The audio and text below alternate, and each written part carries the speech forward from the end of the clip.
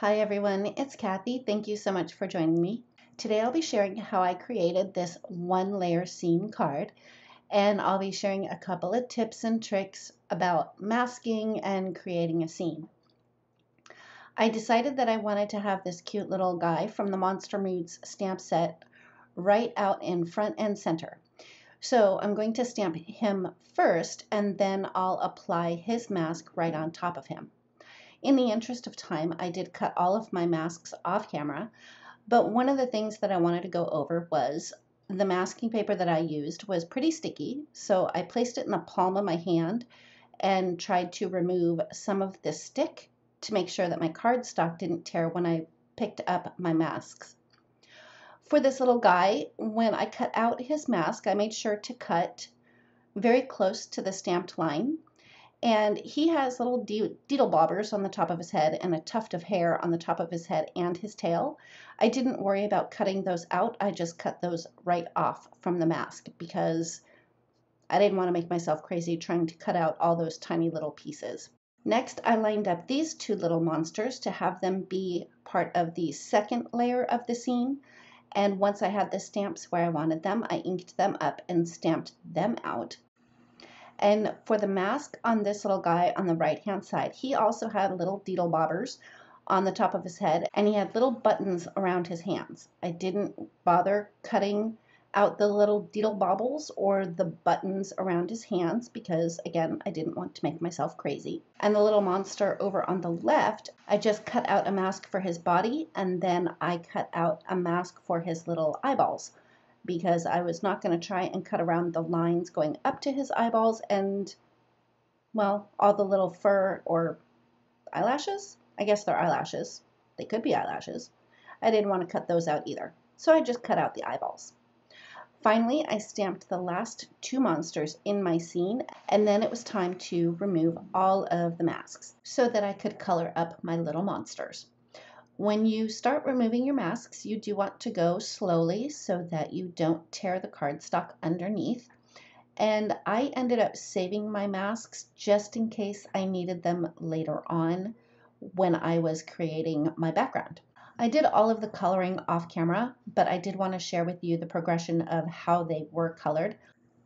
I'll make sure to have all of the supplies used, including the Copic markers, listed in the description box below for you. Once I was done coloring those little guys, I masked off the images that were in the very back, and then I put a piece of masking tape down to create a wall and a floor.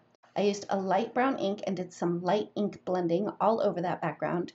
And then I brought in the brick pattern stencil and did random stenciling so I could have that exposed brick look. After I was done with the stenciling, I went over the background again with another light layer of the brownish colored ink, and then I removed the painter's tape and the masks from those other two monsters so that I could work on drawing in my wood flooring. I started out with my ruler so that I could draw a line of demarcation between the floor and the wall itself. I made sure to not draw through my monsters, but draw around them with my fine tip pen. And then I lined up my ruler kind of in the center of my stamped panel, and then I tilted the ruler so the wood planks would be wider at the bottom of the panel just to give that look of depth. And again, I made sure not to draw my lines through the monsters, but to go around them. Once I finished the right hand side of the floor, I flipped the ruler around and I had the angle go in the opposite direction, again to make sure that the bottoms of the wood planks were wider consistently around the bottom of the stamped panel. I didn't do any measuring for that. I just completely eyeballed it because, truth be told, I had done something different for the floor, and after I had done the stenciling for the brick wall, I really didn't like it, so a wood floor it was. To color in the wood floor, I didn't do anything fancy at all. I just used one Copic marker. After I was done coloring in the floor, I wanted to decorate the wall with some banners, so I used the Slimline Bunting banner dies and die cut it from green cardstock and orange cardstock. On the orange banner, I used the Alpha Mini stamp set to stamp the words Monster Bash, and then to decorate the green banners, I die cut a bunch of little bats from the Slimline Haunted Graveyard die set and just adhered those to the green banners. Then I adhered that panel to my card base. Once I did that, I realized that there was something missing on the front of the card with my little monsters and decided that they needed to have shadows underneath them. So I brought in my C3 marker and added a little bit of color under each of the little monsters. And then I brought in C5 to darken it up a little bit because the C3 was just a tad bit too light. And then I blended it out again with the C3 marker. The problem is the little guy with the eyeballs and the eyelashes, I ended up getting gray marker in his eyeballs. And rather than try and use a blending pen or a white gel pen, I figured the easiest way to cover that up and also add a little bit more fun to the card was to add a couple of googly eyes to that guy. And that's it. That finishes up my card for today. Thank you so much for joining me. If you like this video, please give it a thumbs up. If you've not yet subscribed, we'd love it if you would. And don't forget to ring the bell so you're notified every time a new video is posted.